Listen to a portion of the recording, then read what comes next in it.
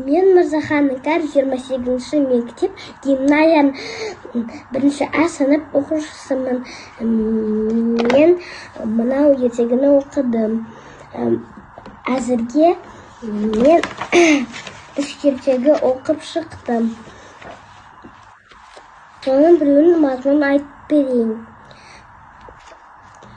Күшік пен мысық туралы. Ауылда 2 үй тұрыпты. Бір үйде ала мысық тұрды, басқа үйде күшік тұрды.